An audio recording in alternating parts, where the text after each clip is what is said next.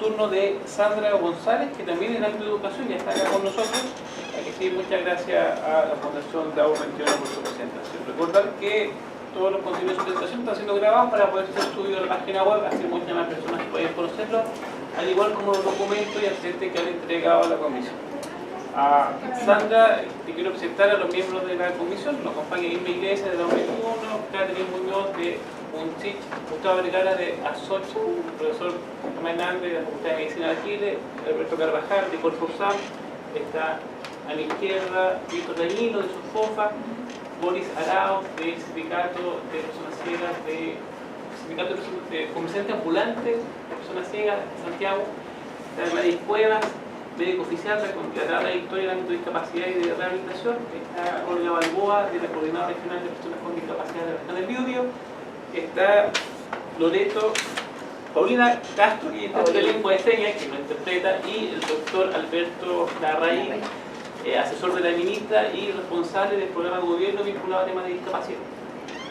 Bueno, primero que todo, buenos días. Mi nombre es Sandra González, yo soy profesora de educación diferencial y actualmente coordino el programa de integración en el Liceo Técnico de Valparaíso, que pertenece a los programas de integración de la comuna.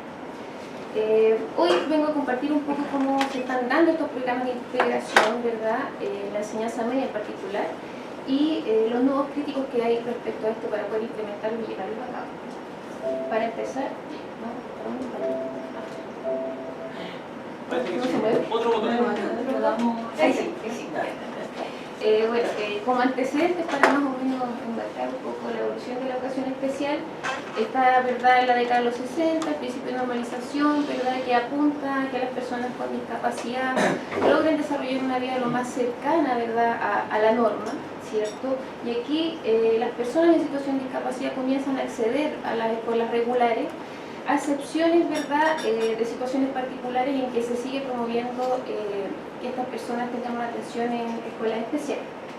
Luego en el 78, ¿verdad?, está el informe Warnock, y aquí recién empezamos a hablar del principio de integración, empezamos a hablar de integración social, educativa, ¿verdad?, y laboral, y aquí empieza un tránsito desde el enfoque clínico hacia un modelo más educativo, ¿verdad? Empezamos a abandonar este modelo biomédico centrado en la deficiencia, para lograr que las personas con discapacidad logren acceder a las escuelas regulares, ¿verdad? En Chile en particular, en la década de los 80 surgen la mayoría de las normativas, ¿verdad?, donde se aprueban los planes y los programas de educación especial, pero siempre dirigidos a las escuelas especiales. Sin embargo, a partir de los movimientos internacionales que hubo en la década de los 90, como la Declaración Mundial de la Educación para Todos, ¿verdad?, donde la educación especial aporta a ese movimiento, y a partir de eso surge en el 94 la Declaración de Salamanca, ¿verdad?, en donde se da un marco de acción para las necesidades educativas especiales. En los 90, en Chile se incrementa la subvención en educación especial y se crean los primeros grupos diferenciales y también los proyectos de integración. Luego está la ley 19.284 en el año 94, en donde se promueve la integración social de las personas en condición de discapacidad. Y con esto se promulga, ¿verdad?, el decreto número 8 en el año 98, perdón, el número 1 en el año 98, que promueve la integración a escuelas regulares de personas con discapacidad, ¿verdad?, de diferentes necesidades. Antes siempre estaba tenía mucho acceso, ¿verdad?, las personas con discapacidad motora, ¿verdad?, una situación de discapacidad intelectual, pero siempre discapacidad intelectual leve, que fue un poco lo que señaló anteriormente.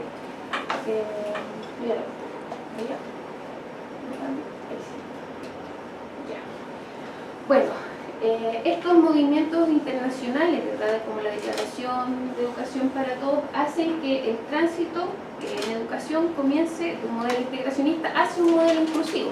El camino, ¿verdad?, que antes mencionaba, que ha sido un poco lento, pero es más o menos las intenciones. Entonces, en el 2005 surge la nueva política de educación especial.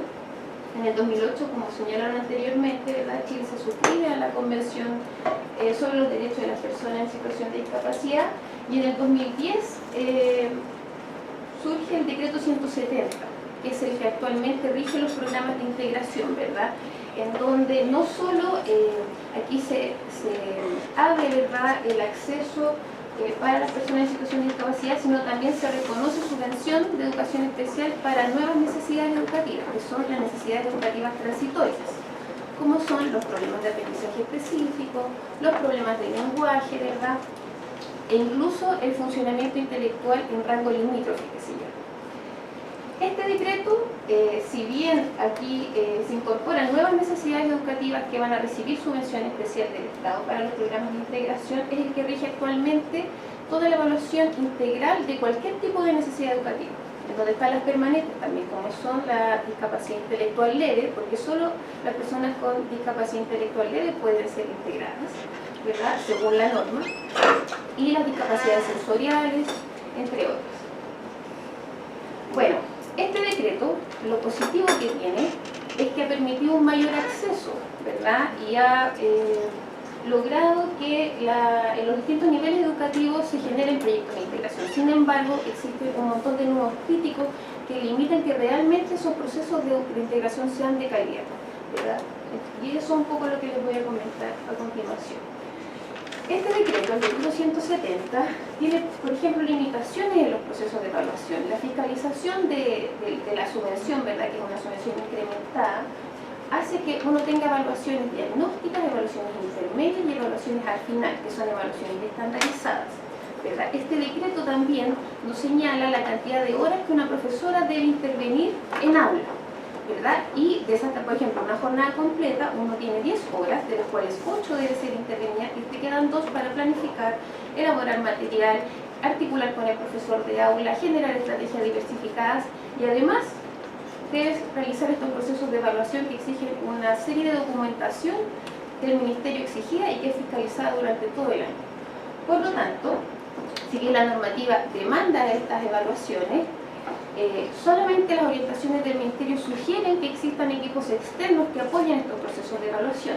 Como son sugerencias, obviamente las educadoras se hacen cargo de esos procesos, lo cual limita, ¿verdad?, los procesos de intervención que se están llevando a cabo con los estudiantes integrados, ¿verdad?, los interfiere. También existen limitaciones en la contratación de los recursos humanos especializados.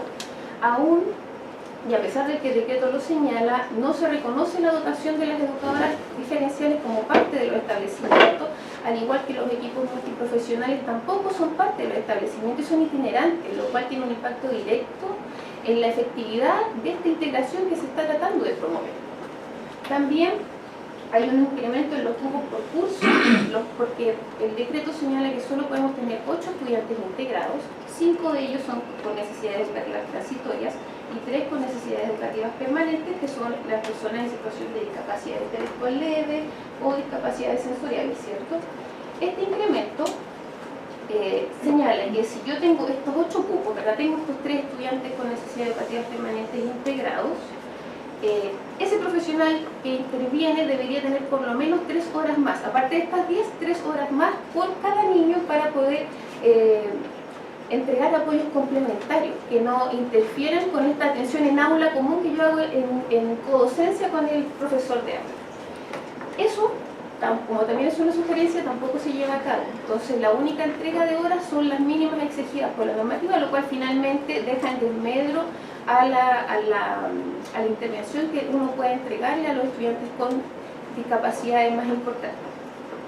También existen limitaciones respecto a la coordinación y el trabajo colaborativo. La normativa de este decreto también señala que por curso con niños integrados uno debe dar 3 horas para que el profesor de aula coordine con el equipo de integración. Sin embargo, en enseñanza básica eso puede ser quizás un poco más llevadero porque uno tiene 1 o 2 profesores que atienden a todo el curso, pero en la enseñanza media tenemos hasta 12 profesores de diferentes asignaturas y 3 horas son insuficientes para que yo realmente pueda diseñar estrategias diversificadas o de codocencia que el profesor pueda llevar a cabo cuando la educadora diferencial no está presente y que incluso apoyen, ¿verdad?, la intervención y el apoyo complementario que requiera cada uno de esos estudiantes. También está el uso de recursos, ¿verdad? Esta subvención especial que se da es para la utilización en recursos humanos, materiales, infraestructura. Las unidades educativas, las comunidades escolares no tienen ninguna injerencia en la toma de decisiones respecto a la utilización de estos recursos. Es más, de hecho, el último informe de la Contraloría se vio cómo se perdían millones de dólares de subvención de educación especial que no saben dónde está, ¿verdad? Y que no fueron utilizados en la implementación de estos programas de integración, ¿verdad? Porque las comunidades educativas finalmente no tienen acceso a la utilización de esos recursos. Y existe flexibilidad a los sostenedores para decir qué áreas de intervención habría en sus programas de integración. ¿Qué quiere decir esto? Los programas de integración tienen diferentes áreas, como le dije anteriormente, necesidades educativas transitorias, ¿verdad? Y necesidades educativas permanentes. Hay sostenedores que decían, yo en mi liceo voy a abrir solamente problemas de aprendizaje. Entonces solamente los estudiantes que tienen ese diagnóstico pueden acceder a esa integración, ¿verdad? Entonces el estudiante que tiene un diagnóstico de una discapacidad intelectual leve y ese sostenedor no quiere abrir esa área, simplemente no puede acceder a ese liceo.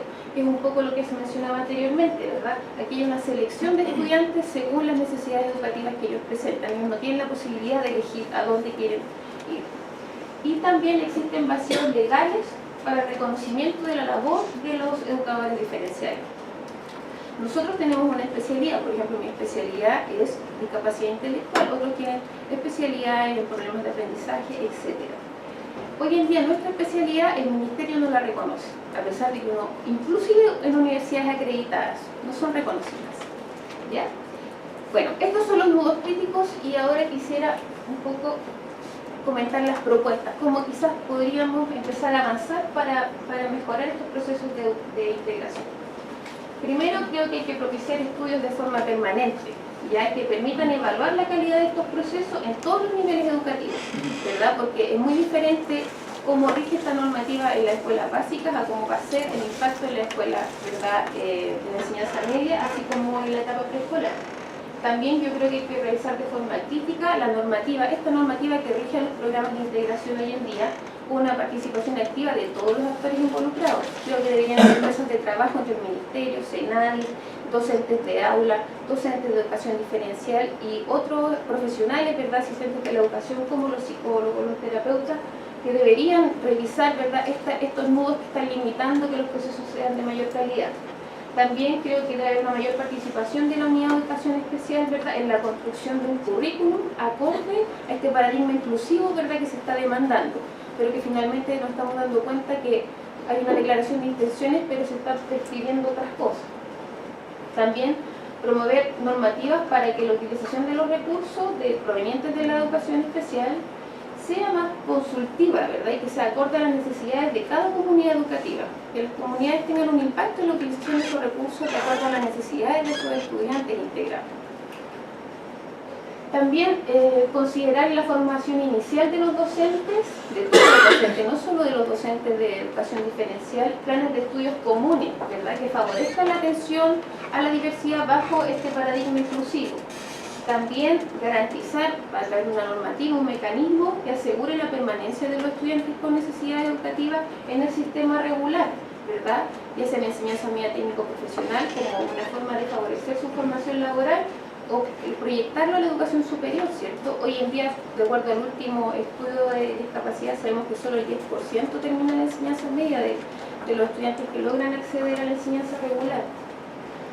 También propiciar capacitaciones de forma permanente a todos los actores involucrados en los procesos de integración, ¿verdad?, como forma de fomentar una cultura inclusiva, no solo capacitaciones técnicas, sino yo creo que también aquí hay una situación filosófica, paradigmática que es necesario promover para cambiar la cultura, ¿verdad?, y resignificar los discursos inclusivos, ¿verdad?, a partir de normativas que sean coherentes y que permitan mejorar las prácticas. O sea, hoy en día se demanda inclusión, pero se está prescribiendo todavía integración. Y la integración finalmente todavía tiene mucho de selección, mucho de enfoque médico, clínico. Y para terminar, una frase, ¿verdad? Alguien hizo un círculo para excluirme, yo hice uno más grande para incluirlo a todos. Eso es un poco, yo creo, el desafío que tenemos hoy todos los que estamos comprometidos con la inclusión, ¿verdad? Y esta imagen que está en el centro representa un poco esa frase, ¿verdad? 5 figuras humanas de colores abrazándose en un gran círculo. Eso, gracias. Bueno, reiteramos los agradecimientos a Sandra González. Recordar que Sandra viene de la quinta región, que estar acá en la audiencia, que doble mérito. Hay palabras pedidas, está Irma, Gustavo, Alberto, Rafael. Irma. Sandra, antes de hacerte la pregunta, me gustaría que pensaras en algo que me pareció grave, que dijiste. Según entendí, a lo mejor me equivoqué, entendí mal, que el decreto 70 solo permite la integración de las personas con discapacidad intelectual leve. El decreto 170. Sí, no, que yo participé en el discurso, me gustaría que me dijera dónde dice eso, dónde lo precisa, o es una interpretación. No, lo que pasa es que de acuerdo a las evaluaciones, ellos tienen todo un proceso de evaluación integral, ¿verdad? Y es un poco lo que mencionaba ella, con el WIS-3, de acuerdo a la separación de coeficientes intelectuales, lo que promueve. Por eso yo digo que hay una declaración de intenciones que es inclusiva, pero todavía seguimos... No, pero que, o sea, el hecho de que solo puede, porque el decreto, eso no, te digo, ¿sabes por qué? Porque yo revisé el decreto 170, lo trabajé con Paulina Godoy, le hicimos miles de objeciones, Claro. incluso la revisión del CEI, y en ninguna parte del decreto dice que solo los con discapacidad intelectual leve pueden ser integrados. Ojo con eso, en ninguna parte lo dice. Ahora, nosotros hicimos un reclamo formal cuando llegamos a una corporación, justamente en Villa del Mar, de que lo dijeron solo los leves, la grabamos a la funcionaria, fuimos al Ministerio de Educación, se demostramos que ahí mismo la han tenido, la llamaron y le dijeron en ninguna parte, nunca en la vida del Ministerio ha dicho eso. Y por favor sacarlo del, por eso te digo que si tú también andas mentalizado. No, lo que pasa es que es lo que yo estoy hablando un poco de los nuevos críticos de la implementación, porque el decreto 170 define todo el tipo de discapacidad, o sea, hoy en día, por ejemplo, nosotros tenemos integradas las discapacidades psiquiátricas incluso, ¿verdad? Que tampoco el Ministerio incluso tiene una conceptualización para poder integrarla. El punto es que la limitación de los, es lo que te digo, la flexibilidad de los sostenedores que solo te permiten integrar bajo esa restricción y te pide, y de hecho cuando va a la superintendencia a supervisarte, te exige el diagnóstico del psicólogo que indica el CI. Si no, él no puede estar integrado y tú tienes la obligación como educadora de derivarlo a un centro especial. Pero no depende de nosotros, sino de las exigencias de la superintendencia, ¿me entiendes? Lo que pasa es que cuando sucede esa cosa hay que denunciarla porque solo por el propio ministerio dice que eso no está permitido porque es discriminación. Si el sostenedor no tiene modalidad 3 y 4, que es para los moderados, tiene que ponerla. O sea, teniendo proyecto de integración, su obligación es tener, no puede decirnos que yo no tengo 3 y 4. O cuando cambia el CI, hay un decreto del ministerio, cuando cambia el CI, no puede sacarlo del colegio, tiene la obligación. Claro, por ejemplo, eso de las modalidades también son, por ejemplo, en Valparaíso hay solo una escuela que tiene la modalidad 3 y 4, todos funcionan en modalidad 2 y 1, entonces es una situación de la flexibilidad Para que que se el le da. diálogo, porque más malas medidas, por favor, damos la palabra a Gustavo. Yo quiero hacer un comentario, una pregunta muy cortito. Primero que nada, las escuelas dos damas por haber aportado en el tema de educación. Van a haber otros aportes, por ejemplo, educación especial, capacidad específica, por ejemplo, educación sorda. Me llamó mucho la atención lo planteado por el ministro, mostrado en el video. Yo siento que como se contradice con la política planteada por la presidenta Bachelet. Entonces nosotros cuando nos reunamos con el ministro de Educación, yo no sé qué, cómo va a ser como comisión, debemos que nos aclare cuál es la política que van a implementar. Porque yo pienso que se debe como mínimo formar una mesa de diálogo para ver la reforma educacional de la parte de los con discapacidad, con participación de las personas con discapacidad, porque siempre lo realizan entre expertos del tema de educación, buscando lo mejor, obvio, pero faltan experiencias de vida, experiencias que sienten los niños con síndrome de Down, que sienten las personas sordas, las familias, cómo pueden aportar esas personas a desarrollar una buena política de educación. Esa es mi idea general. Entonces ahora nosotros tenemos una información de 2 personas, vamos a recibir otra información, porque hemos firmado un paquete para planteárselo al ministro y desarrollar una política más clara en ese tema de personas con discapacidad. Las personas sordas a veces nos dicen que quieren sacar la educación especial, sino que quieren derogar, por ejemplo, el decreto de ley 86, pero salir de ese sistema. Pero algunas personas con discapacidad puede que sea efectivo ese sistema de educación especial, no sé yo. Entonces hay que profundizar este tema de educación para avanzar. Muchas gracias. Alberto Larraín. Gracias, Sandra, por la presentación. Yo lamento haber llegado tarde a la tuya. Yo concuerdo que efectivamente probablemente este es uno de los temas más importantes de la Comisión en general. Porque si esto no se modifica, es difícil generar un cambio estructural a nivel país. Yo te quería hacer una consulta respecto a cómo tú veis cierta interacción. Nosotros cuando tuvimos este año la primera reunión en ese momento con la ministra Molina y el Ministerio de Educación, el Ministerio de Salud planteó que habían 3 temas prioritarios para ello en términos generales. Y uno de los 3 que se planteó era todo el tema de los niños con problemas de aprendizaje y en el fondo el abordaje de los niños con problemas de salud mental y todo, y cómo lo articulábamos, porque hoy día da la impresión de que los colegios municipales, sobre todo, tienen el descreme de todos los niños que tienen problemas de aprendizaje y tienen problemas conductuales. Hay algunos estudios que dicen que más o menos un 30% de estos niños requerirían intervenciones clínicas, ¿ya? Que es un porcentaje bastante alto. Entonces, a mí me gustaría saber, en tu opinión, ¿cómo te imaginas esta interrelación? Porque es una interrelación bien compleja. Por ejemplo, la mayoría de los colegios especiales, yo los casos como conozco más son los de autismo, efectivamente no hay ninguna razón para que un niño con autismo no pueda ir a una sala común y corriente. O sea, no hay ninguna razón. Pero efectivamente un niño con autismo, para que tenga algún impacto en lo que nosotros hacemos, requerimos más o menos que tenga entre 5 y 8 horas de terapia ocupacional a la semana, ¿ya? Y lo que nosotros estamos dando por prestación del Ministerio de Salud es aproximadamente 2 horas al mes, en el mejor de los casos. Entonces, en la práctica, y yo lo he dicho varias veces, podríamos suprimir toda la hora y no tendría ninguna diferencia porque lo que estamos haciendo no tiene impacto, ¿ya? Entonces, la pregunta es cómo tú te imagináis esta relación, porque efectivamente requiere grupos de profesionales bien distintos. O sea, requiere fonoaudiólogo, algunos casos de terapia ocupacional, requiere todo el tema de las educadoras diferenciales. La educación diferencial no está validada en salud. O sea, nosotros, por ejemplo, en los COSAM no podemos llevar a los niños que tienen trastorno generalizado del desarrollo o que pueden estar por un déficit atencional o algo, no puedo dar la prestación de psicopedagoga porque no existe como prestación.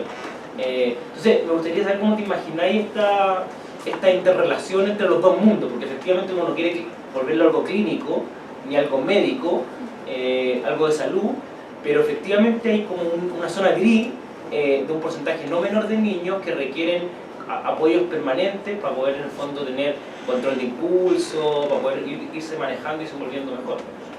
Es que yo creo que hay que empezar a definir bien no solo el discurso, sino que la normativa sea coherente con ese discurso. Hoy en día, si bien todos estamos hablando de inclusión, la reforma se habla de inclusión, seguimos bajo los parámetros clínicos, o sea, que se integre en un estudiante, como lo mencionaba, depende de la psicometría. No, todavía estamos bajo ese enfoque que es antes de los 60.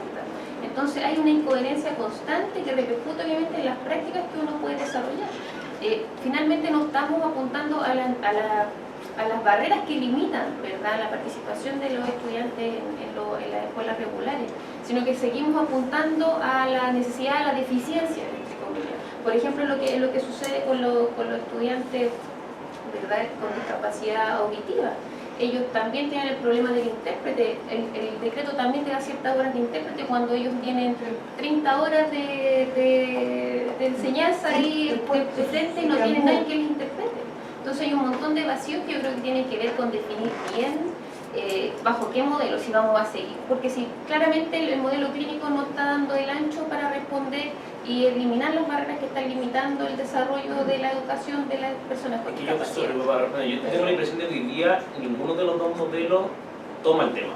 ¿Me entendí? Esa es la impresión que yo tengo, que educación no lo toma porque asume que es algo clínico y salud dice tampoco es nuestro porque es un tema de educación. Entonces, la pregunta va en relación a decir, ok, si saltamos esa valla y asumimos que ambos ministerios están dispuestos a dialogar, que para ser súper alto contigo ha sido difícil. O sea, nosotros hemos tratado varias veces, pero con el tema de la reforma y todo, hemos tratado de poner este tema sobre la mesa, pero cuesta, ha costado. ¿Cómo tú te imagináis que por ejemplo, para algo concreto, tú te imagináis que van a haber terapeutas ocupacionales dentro de los colegios, van a estar afuera? Yo conozco algunos modelos, ¿me entendí? Pero me gustaría saber cómo se lo imaginan ustedes que viven más de... Yo creo que partiendo debería existir una convergencia entre la educación especial y la educación regular de manera permanente. No solo cuando hay estudiantes con necesidades educativas. O sea, la diferencia es la norma, ¿verdad? Entonces la diversidad que hay en el aula, sobre todo en las escuelas municipales, la vulnerabilidad va más allá de una situación de discapacidad. Por lo tanto, los aportes que puede hacer la educación especial a la educación regular son sumamente importantes para empezar a diseñar, ¿verdad?, un sistema de enseñanza y de aprendizaje que aporte esta diferencia, ¿verdad?, que se creen, ¿verdad?, y se respeten estas diferencias dentro de la sala, partiendo por ahí. Y yo creo que cuando asumamos esa labor de trabajar en conjunto y que no estemos separados, yo creo que ahí se van a identificar con claridad que otras barreras están limitando que estos estudiantes puedan desarrollar procesos de educación como cualquier otro estudiante. Y ahí probablemente también equipos multiprofesionales potentes pueden aportar a las escuelas. Pero yo no creo, yo insisto en que la mirada clínica yo creo que hay que abandonarla, porque hasta hoy solamente nos seguimos fijando en la deficiencia. Creo que hay que avanzar hacia un modelo educativo que apunta a la inclusión, al respeto de la diferencia, para eliminar las barreras, no quizás no en la limitación.